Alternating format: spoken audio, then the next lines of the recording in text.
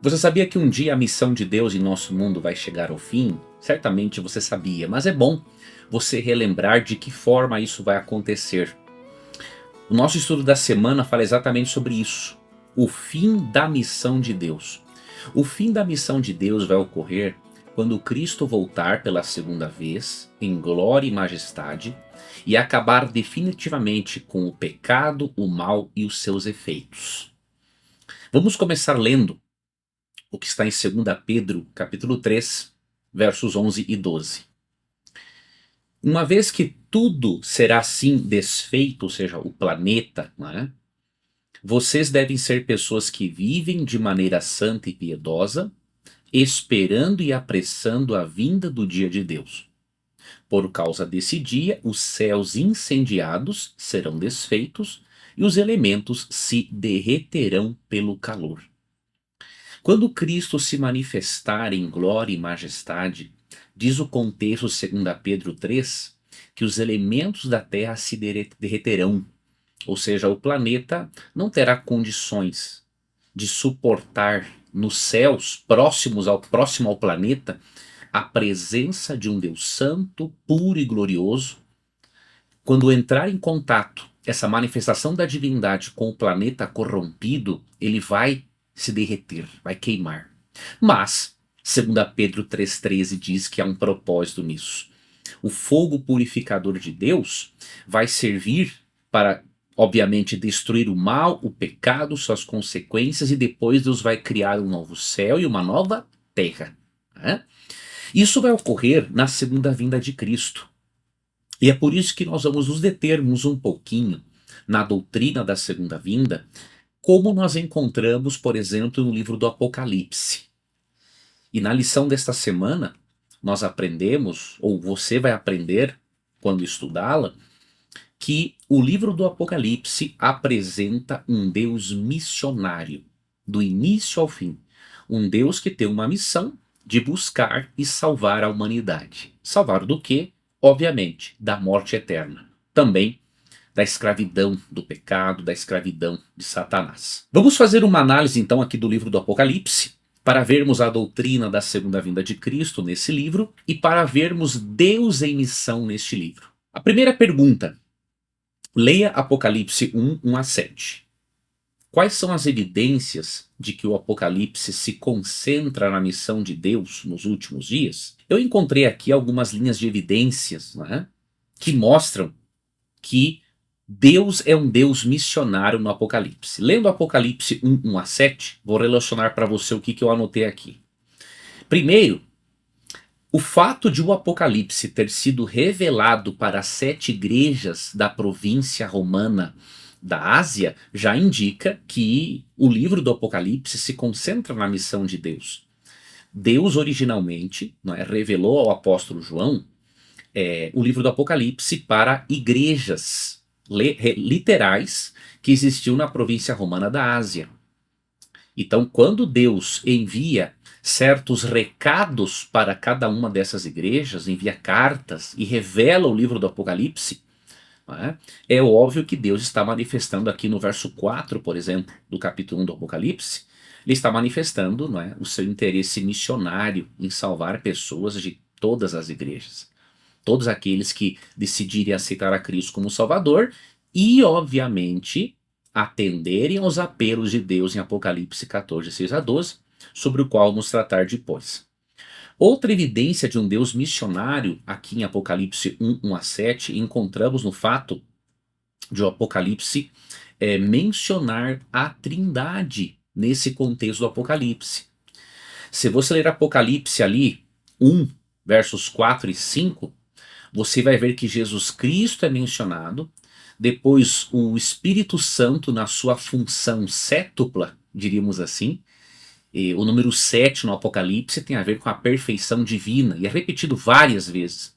Então, quando mencionam-se os 7 Espíritos de Deus, ali no trono de Deus, diante do trono, é uma referência ao Espírito Santo, em sua plenitude, né, revelando, né, os acontecimentos futuros, juntamente com o Pai e com o Filho, para a igreja. Tá?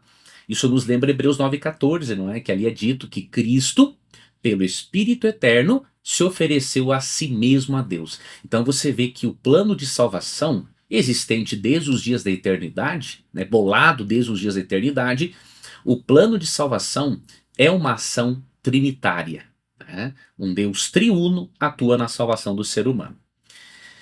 Outra evidência que nós vemos de que o Apocalipse se concentra na missão de Deus está no fato de que no verso 5 ali do capítulo 1 é mencionada a morte e a ressurreição de Cristo, ou seja, esses eventos têm um destaque para a salvação do ser humano. Depois nós vemos no verso 6 do capítulo 1 a menção do sacerdócio de todos os crentes, no verso 6. Isso nos lembra 1 Pedro 2,9, nós vamos ler depois um pouquinho mais sobre isso, né? Mas quando o texto diz que nós somos sacerdotes, nesse contexto, o texto está ensinando que agora você e eu fazemos parte da missão de pregação do Evangelho. Vamos ver um pouquinho mais adiante isso. E outra linha de evidência de que Deus se concentra a sua missão salvadora no Apocalipse, encontramos, obviamente, no verso 7 do capítulo 1, quando há a menção à segunda vinda de Cristo. Tá? E aqui está o ponto. Apocalipse 1,7 nos mostra, não é, a urgência da missão de pregar o Evangelho. Por que devemos pregar o Evangelho? Porque o texto diz assim de Apocalipse 1,7: Eis que vem com as nuvens e todo olho verá, até quantos o traspassaram. Ou seja, até aqueles responsáveis diretamente pela morte de Cristo serão ressuscitados de forma especial para verem Jesus voltar. Esses morrerão 3 vezes, diríamos assim. A urgência da missão está na volta de Cristo. Como Cristo vai voltar, Deus quer, por meio do livro do Apocalipse, preparar um povo para que esteja preparado quando Cristo voltar. E como parte desta preparação, nós percebemos que Deus, por meio do sacrifício substitutivo de Cristo, ele agora, ao adotar-nos na família celestial, após termos nos desgarrado desta família após o pecado, Deus agora nos torna sacerdotes. Isso está aqui em Apocalipse capítulo 1, verso 6, e também em 1 Pedro 2,9. O que a Bíblia quer dizer quando afirma que somos sacerdotes do Deus Altíssimo, né? Primeiramente, a Bíblia quer ensinar que nós fazemos agora parte da família celestial, porque fomos recebidos novamente pelo sacrifício substitutivo de Cristo. Quando Cristo paga a nossa dívida para com a lei de Deus, nós passamos agora a ser adotados, diríamos assim, na família celestial. Você pode ler sobre isso em Romanos 8, 14 e 15. Após fazermos parte da família celestial, nós nos unimos a esta família, né, na missão sacerdotal de fazer o quê? Pregar o evangelho e conduzir outras pessoas a esta família celestial. Os reformadores ensinavam o sacerdócio de todos os crentes, especialmente Lutero. Né? Então, assim como a figura do sacerdote no Antigo Testamento, o sacerdote, ele pregava, diríamos assim, conduzia pessoas a Deus, graças à adoção de todo cristão na família celestial, agora existe o ministério, ou sacerdócio de todos os crentes. Você não precisa de um sacerdote humano, ou nem mesmo um pastor, diríamos assim, para você se achegar a Deus. Você pode ir diretamente por meio de Cristo, porque 1 Timóteo 2,5 diz que Cristo é o único mediador entre Deus e os homens. E, consequentemente, você agora é um sacerdote em qual função? Pregar e conduzir outras pessoas a esta família celestial. Então, a doutrina do sacerdócio de todos os crentes é fundamental, não é, para o protestantismo histórico, porque é, obviamente, a doutrina que está de acordo realmente com a Bíblia. Agora, nós percebemos que no livro do Apocalipse, nós encontramos, além de um Deus missionário, nós encontramos como pano de fundo para esta missão de Deus a doutrina do conflito cósmico entre o bem e o mal. Deus está nos resgatando da morte eterna e nos tornando vitoriosos contra as forças do mal. Se você ler Efésios 6,12, né? Ali é dito que a nossa luta não é contra carne e sangue, não é contra seres humanos, mas contra os principados e potestades espirituais do mal. Ou seja, o Apocalipse trata de um Deus missionário que faz parte da história humana para tornar os seguidores de Cristo vitoriosos no conflito cósmico entre o bem e o mal. Este conflito cósmico ele é descrito ao longo do Apocalipse, mas você pode dar uma olhada, especialmente ali entre Apocalipse 12 e 14. Esses capítulos ali podemos dizer que são centrais. Mas o verso 12 em especial diz assim, ó: por isso alegrem-se, ó céus, e vocês que neles habitam, os seres celestiais, angelicais e seres de outros mundos que Deus fez. Ai da terra e do mar, pois o diabo desceu até vocês, cheio de fúria, sabendo que pouco tempo lhe resta. Tá, aqui está algo muito importante. Quando Satanás foi transferido para a terra, e depois, quando em definitivo, após a morte de Cristo na cruz, ele perde o acesso, diríamos, a outros mundos, Satanás foi totalmente desmascarado. Só que ai da terra e do mar, porque o diabo, sabendo que tem pouco tempo de vida, cheio de ira, ele vai fazer o possível para continuar o seu trabalho de destruição. Primeiro, porque ele tem prazer nisso, ele está corrompido, e segundo, ele tem prazer em causar dor em Deus. E neste contexto do conflito cósmico entre o bem e o mal, encontramos a pregação do Evangelho Eterno e 3 últimos recados de Deus à humanidade, para preparar a humanidade para o desfecho final do conflito cósmico, ali no capítulo 13, e para preparar a humanidade para a volta de Cristo. Como lemos em Apocalipse, por exemplo, 1,7 e Apocalipse, não é? 22,12, por exemplo, entre outros textos no Apocalipse, como o capítulo 19. Então aí entra Apocalipse 14. Veja bem, Apocalipse 12 descreve a perseguição de Satanás aos cristãos através do Império Romano e de Roma Papal. E Apocalipse 13 descreve o surgimento de uma perseguição, o ressurgimento da perseguição contra os cristãos, por meio de Roma Papal e depois de um poder político, que será, não é hoje, os Estados Unidos da América. Ou seja, Apocalipse 13 mostra o retorno da união entre igreja e Estado. E você sabe que ao longo da história, quando há esta união entre igreja e Estado, a perseguição se torna inevitável. Então, ali em Apocalipse 13, é apresentado um boicote econômico.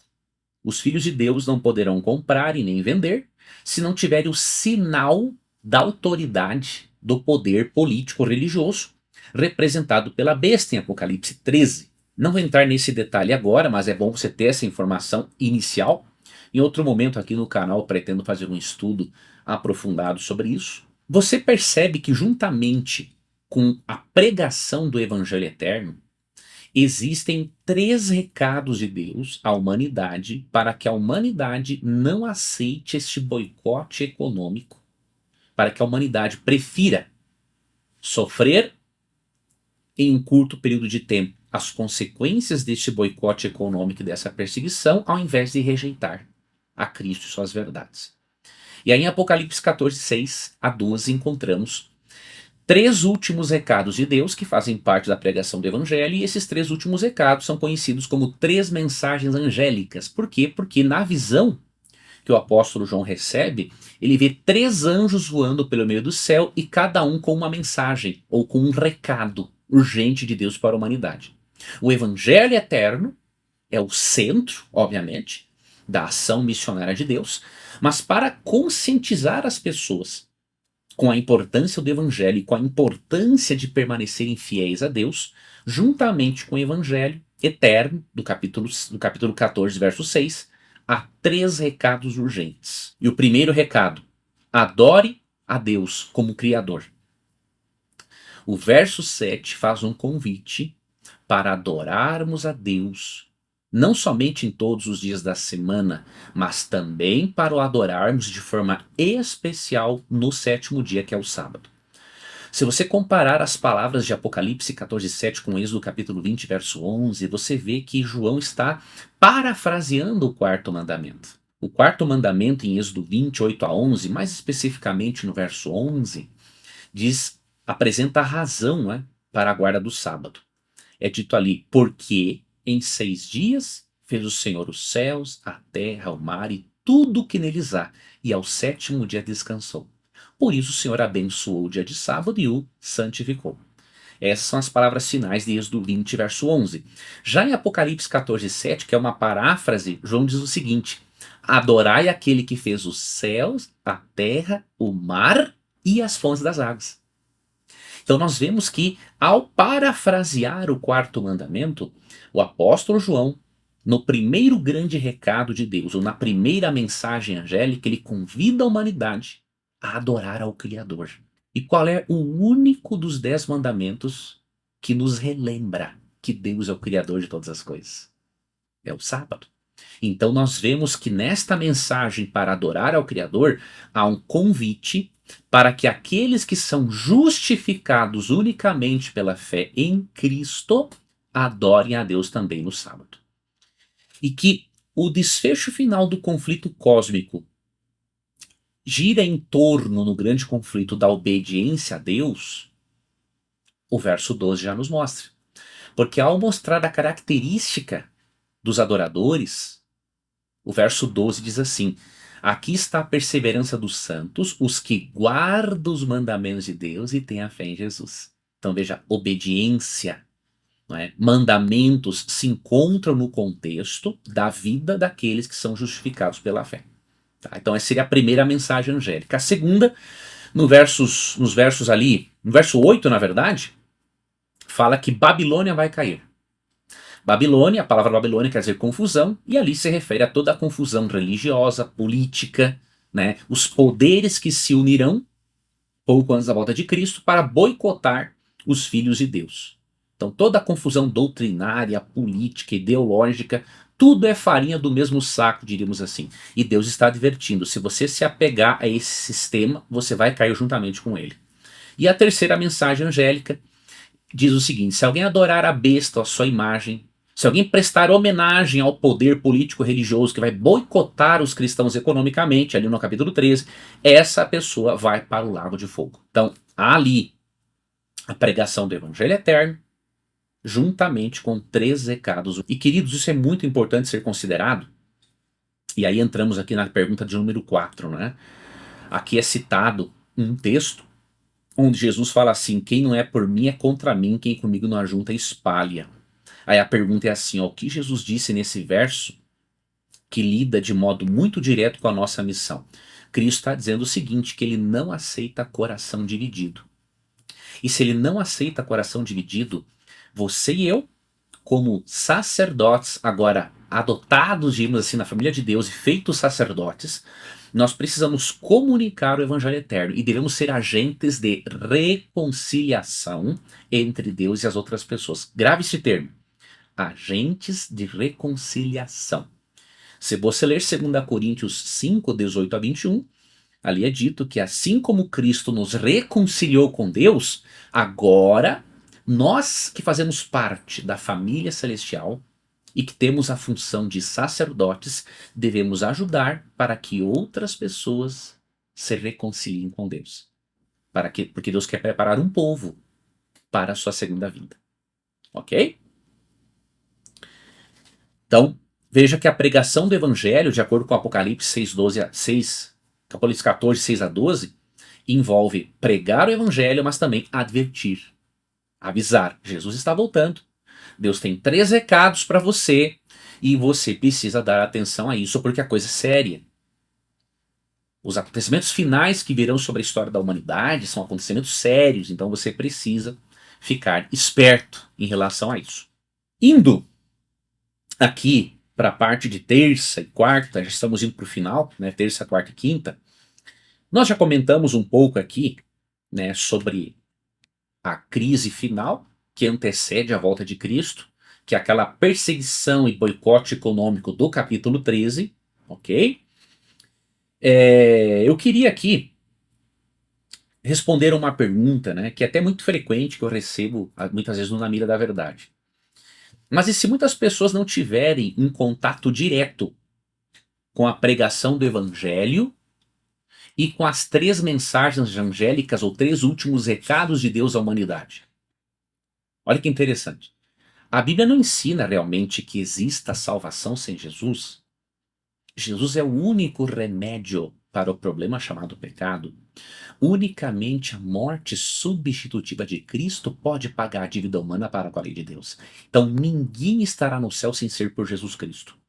Ao mesmo tempo, Deus não se revela apenas por Jesus Cristo.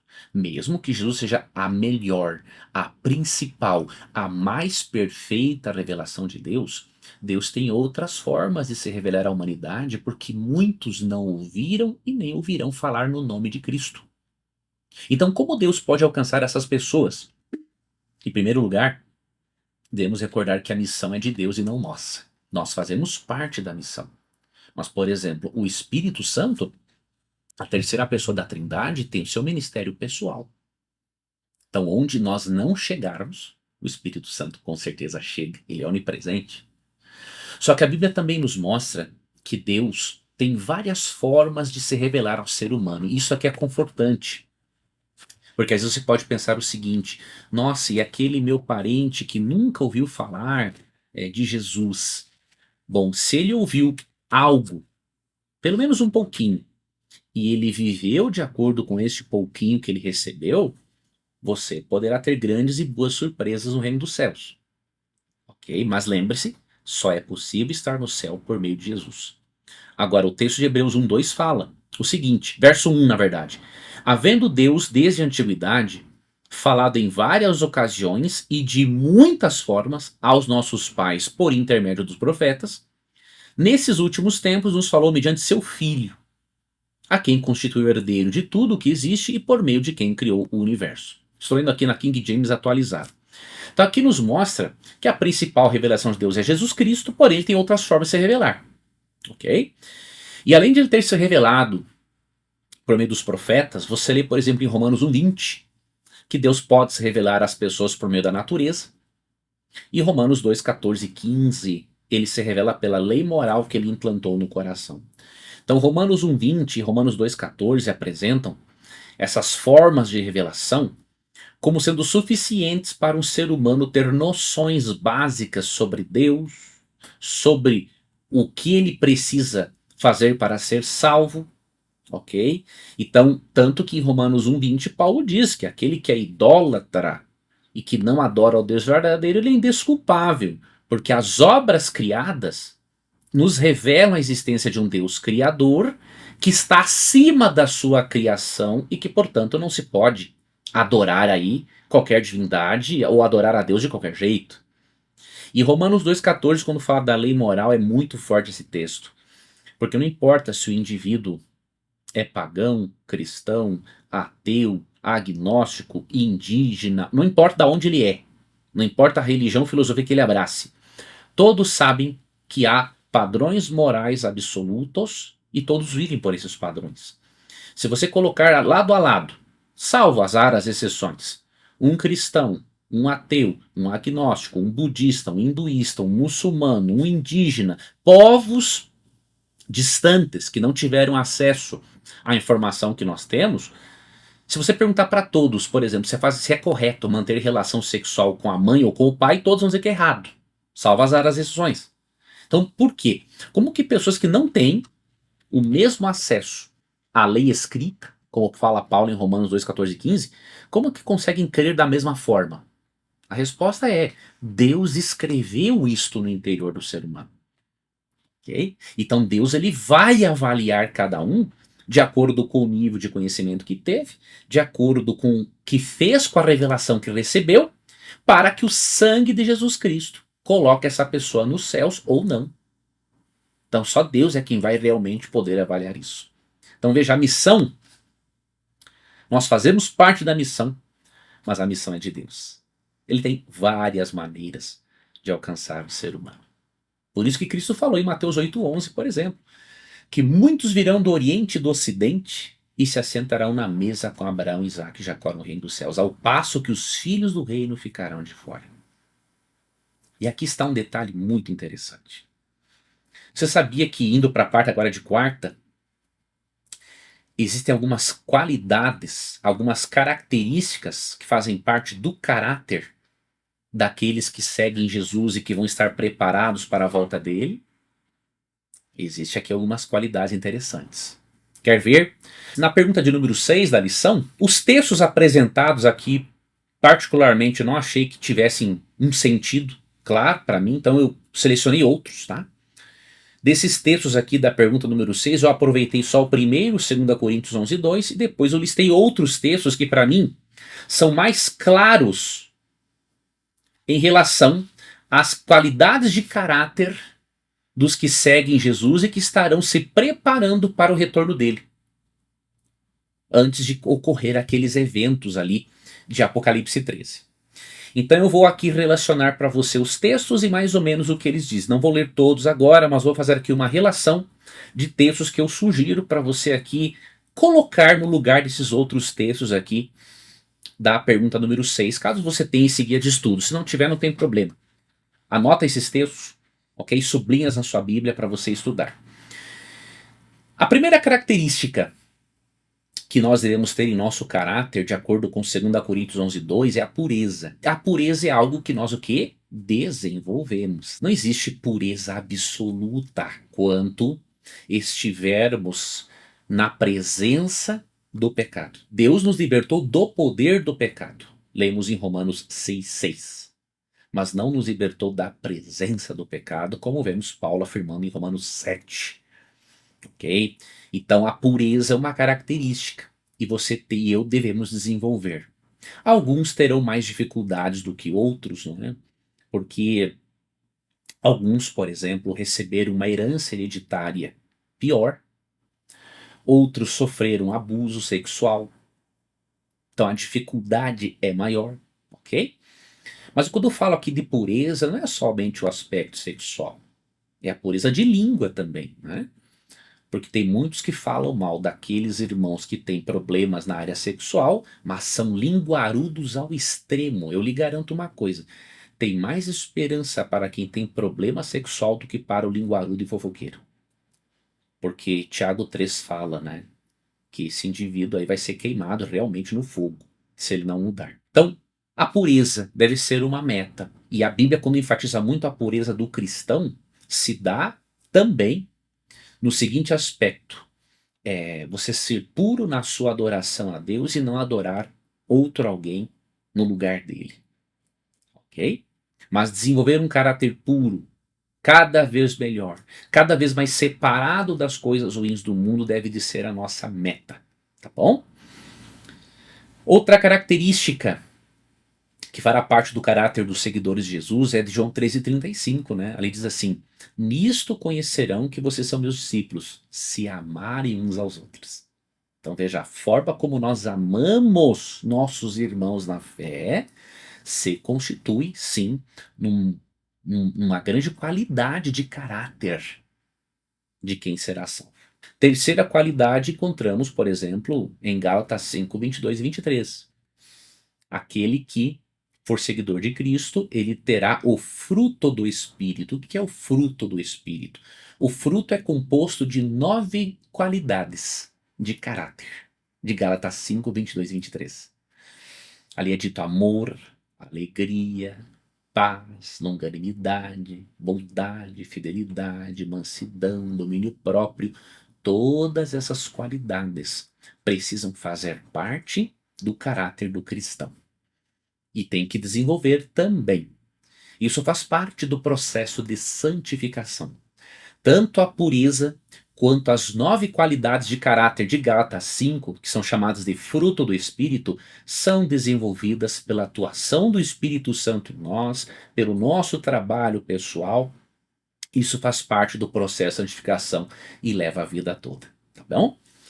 Outra característica, quarto texto que eu sugiro para você, Tiago 1,27. Ali é dito que a religião pura e sem mácula para Deus é ajudar os órfãos e as viúvas em suas necessidades. Ou seja, o cristianismo ele também é prático, né? Ele não é apenas conceitual. Eu entendo conceitos, aprendo doutrinas, mas essas doutrinas me levam à ação, né? E esta ação envolve ajudar as pessoas em suas necessidades. Mas não é ajudar de qualquer jeito. Não é ajudar com propósitos egoístas ou ideológicos, não. É ajudar com propósito salvífico, né? Então você dá o alimento físico, você dá a roupa, mas também você mostra o alimento espiritual que é Cristo, o pão da vida, e você mostra que além desta roupa, a pessoa precisa da veste de justiça de Cristo. Porque se eu salvo uma pessoa, liberto-a da fome, mas depois ela vai para o inferno, quando Cristo voltar, não adiantou muita coisa. Ajudou naquele momento, mas não adiantou muita coisa, não é? Então a missão em favor dos pobres necessitados é algo mais amplo. E se você quer aprender como ajudar os pobres de verdade, você tem que ir para a Bíblia. Não tem outra maneira. E eu sugiro livros cristãos sobre o assunto. Por exemplo, tem um capítulo extraordinário no livro Beneficência Social, de Ellen White, capítulo 23, intitulado Ajudando os Pobres a se Ajudarem. Então são nessas fontes que você tem que aprender de verdade. E a última característica, a última qualidade de caráter, entre outras que há na Bíblia, obviamente, encontramos em Apocalipse 14:12, que eu mencionei antes, né? Ali é dito, aqui está a perseverança dos santos, os que guardam os mandamentos de Deus e a fé em Jesus. Então, um santo na Bíblia não é alguém impecável, é um crente convertido, né? E ele é santificado porque a justiça de Cristo é transferida para ele. E ali é dito que ele guarda os mandamentos de Deus e a fé em Jesus. Ou seja, o cristão preparado para a volta de Cristo tem que ter uma compreensão equilibrada entre fé e obras. Não pode ir para o extremo do legalismo, achando que o seu comportamento lhe salva, porque não salva coisa nenhuma, e não pode ir para o extremo do liberalismo. O que importa é o amor, o que importa é a fé, não importa a doutrina, não importa a lei nenhuma. Ou seja, dois extremos que agradam o demônio. Apocalipse 14:12 mostra o que? A compreensão equilibrada. Você é justificado pela fé e no processo de santificação. Os princípios morais de Deus vão sendo escritos no seu interior, como ensina, por exemplo, Jeremias 31 a 34 e Hebreus capítulo 8, verso 10. Ou seja, o que a Bíblia destaca aqui para nós, mais importante do que a quantidade de discípulos é a qualidade do discípulo. Ou seja, um discípulo de qualidade, ele tem uma fé incondicional em Cristo e ele vai desenvolvendo essas qualidades de caráter. Então, é importante a quantidade de discípulos? Com certeza. Quanto mais pessoas entrarem no reino dos céus, mais feliz Deus ficará. Porém, mais importante do que a quantidade de discípulos é a qualidade dos discípulos. Porque está cheio de cristão meia boca, né? Ou só cristão nominal. Então Deus quer também cristãos, não apenas nominais, mas praticantes. E quando nós concluirmos esta obra de pregação do Evangelho e não deixarmos de efetuarmos esta obra de preparação de nós mesmos para a volta de Cristo, aí vai se cumprir a cena maravilhosa, né, de Apocalipse 21, 1 a 4, 21, 22, 22, 25, essas cenas maravilhosas que descrevem a conclusão definitiva da missão de Deus. Quando Jesus Cristo volta em glória e majestade, restabelece, leva os justos para o céu, depois restabelece o seu reino eterno aqui na nova terra. E eu finalizo lendo para você alguns desses versos, né? Para que você alimente essa esperança de que se você fizer a sua parte na missão de Deus, se você cuidar dos negócios de Deus, Deus vai cuidar dos seus negócios e da sua vida. Apocalipse capítulo 21 é o que todos nós almejamos. 21, eu vou ler aqui 1 a 4 a princípio. Então vi novo céu e nova terra, pois o primeiro céu e a primeira terra haviam passado e o mar já não mais existia. Ou seja, a grande quantidade de água que existe hoje, que achamos lindo, né, veio em resultado do dilúvio. O mar, como Deus criou no princípio, era muito mais bonito. Então Deus vai tornar os mares belos como no princípio, né? Vi também a cidade santa, a nova Jerusalém, que descia dos céus da parte de Deus, adornada como uma linda noiva para o seu esposo amado. Veja, aqui a ênfase não é mais numa Jerusalém terrestre, é a cidade santa, a nova Jerusalém, descendo aqui no nosso planeta. E ouvi uma forte voz que procedia do trono e declarava: Eis que o tabernáculo de Deus agora está entre os homens, com os quais ele habitará. Já pensou? Nós vamos morar aqui na terra, depois de um período no céu de 1000 anos, como lemos em Apocalipse 20, nós vamos morar com o próprio Deus. Eles serão o seu povo e o próprio Deus virá com eles e será o seu Deus. E lhes enxugará dos olhos toda lágrima. Não haverá mais morte, nem pranto, nem lamento, nem dor, porquanto a antiga ordem está encerrada. A antiga ordem de mal, pecado, maldição. E aí eu quero ler o verso 5 para você, ó. E aquele que está sentado no trono afirmou, ou seja, que é uma garantia não simplesmente de um ser humano, é do próprio Deus. Eis que faço novas todas as coisas. E acrescentou, escreve isto, pois estas palavras são verdadeiras e absolutamente dignas de confiança. Para mim, Deus é totalmente digno de confiança. E eu creio nessas palavras, de que após a volta de Cristo, após o milênio, ele vai estabelecer um novo céu e uma nova terra, nos quais habitam só justiça. E ele vai enxugar dos nossos olhos toda a lágrima, porque o pecado, que é a fonte de todo o nosso sofrimento e dor e morte, Deus terá destruído definitivamente. Deus terá tirado a natureza interna pecaminosa de dentro de nós, essa propensão interna. E aí nós vamos viver para sempre sem ao menos termos vontade de pecar. E a Bíblia também promete, aqui em Apocalipse, você pode ler depois outros textos, né? Pode ler mais Apocalipse 21, que fala ali da glória da Nova Jerusalém para onde nós iremos. Mas eu quero ler aqui para você Apocalipse 22, 2, que diz assim: passa no meio da rua principal da cidade, o rio da vida.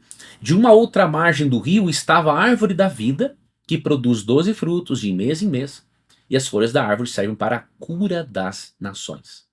Ou seja, a humanidade havia perdido o acesso à árvore da vida, em Gênesis 3, 22 a 24. Né? Enquanto que nos 3 primeiros capítulos da Bíblia nós percebemos a criação e a perda do acesso à árvore da vida, nos 3 últimos nós vemos a recriação e a devolução do acesso à árvore da vida. Nesta árvore Deus colocou algo, uma propriedade que ele criou, para a manutenção de um corpo eterno, saudável, que não envelhecerá jamais. Nós vamos ter acesso novamente a isso. E mais do que isso, vamos estar ligados à fonte de toda a vida que é Deus. Porque o verso 4 diz, do capítulo 22, eles contemplarão a sua face. E o seu nome está sobre as frontes dos seus servos. Ou seja, vamos refletir o caráter de Deus. Então isso é o que Deus promete para nós. Né? E as últimas palavras de Jesus no Apocalipse, na Bíblia, estão em Apocalipse 22, 20. Preste atenção e com isso finalizamos o estudo do trimestre. Aquele que dá testemunho destas palavras afirma, com toda certeza, venho rapidamente. Amém. Vem, Senhor Jesus. Essas são as últimas palavras de Cristo na Bíblia. Com certeza venho rapidamente, na King James atualizada, ou certamente vinho sem demora. E você, meu amigo internauta, você tem se preparado para a volta de Cristo? Faça essa reflexão. Estudamos ao longo desse trimestre, né, sobre a missão de Deus em favor do ser humano. O céu não será a mesma coisa para Deus se você não estiver lá. Por isso você tem que estar lá. O mais difícil Cristo já fez por você. Agora é você continuar seguindo, não desistir. Porque em Cristo somos mais do que vencedores. E se você quiser continuar contando aí com o meu apoio para o seu estudo da Bíblia, né, para a sua compreensão cada vez maior da palavra de Deus, do plano de salvação, vá na descrição desse vídeo e entre em um grupo que eu estou preparando ali no WhatsApp. É um grupo em que eu irei avisar sobre as transmissões que eu voltarei a fazer no YouTube de uma forma bem sistemática, pelo menos uma vez por semana, farei uma live de tirar dúvidas, em outras abordarei assuntos teológicos. Então, se você quiser fazer parte deste grupo, se inscreve, vai ali no link, clica, vai abrir para você aí uma janela no seu computador ou no seu celular, pedindo para você entrar em um grupo do WhatsApp. E ali é um grupo só para eu enviar algumas coisas e especialmente os links das lives para você assistir. Ok? Ninguém vai ficar te incomodando ali, escrevendo coisas. É um grupo para eu ver quem realmente está interessado, né? Até porque futuramente eu tenho outro projeto muito importante, muito grande, e eu quero convidar aí o maior número possível de pessoas para fazer parte desse projeto. Mas a princípio este grupo é para que eu possa avisar você das lives. E o que nós vamos aprender no próximo trimestre? Não é? O nosso guia de estudos no próximo trimestre vai ser sobre o livro de Salmos. Você sabia que os diferentes estilos literários da Bíblia requerem diferentes regras de interpretação bíblica? Existem regras gerais, mas há regras específicas. Por exemplo, como interpretar uma narrativa, como interpretar um livro poético, como interpretar uma epístola de Paulo, como interpretar o Evangelho, como interpretar um livro apocalíptico, pois vamos ver como interpretarmos os Salmos. Existem regras específicas também, e eu convido você a me acompanhar no próximo trimestre, para juntos estudarmos sobre os Salmos. Óbvio, não vamos estudar detalhadamente os 150 salmos que existem, mas vamos fazer um estudo bem profundo desse estilo literário tão interessante, desse livro bíblico formidável, e nós vamos extrair muitas coisas dos salmos. Então, se inscreva aqui no canal, não é? Porque senão não tem como eu avisar você deste conteúdo. Se inscreva aqui no canal, curta, compartilhe, é muito importante eu poder avisar você desses conteúdos e ter também o seu apoio, né? Porque quanto mais você participa aqui, mais o YouTube entende a relevância deste conteúdo e envia para outras pessoas. Muito obrigado, né, por sua companhia. Eu desejo que você tenha excelentes festas de final de ano, que você sinta a presença protetora de Deus e dos seus anjos na sua vida, na sua viagem, ou se você vai ficar em casa, que o Espírito Santo cuide da sua família e que no próximo ano você tenha da parte de Deus muitas bênçãos e muitas surpresas agradáveis. Se inscreva no canal, estarei esperando a você no nosso próximo estudo, que será sobre o livro de Salmos. Fique na paz de Cristo e até o nosso próximo encontro.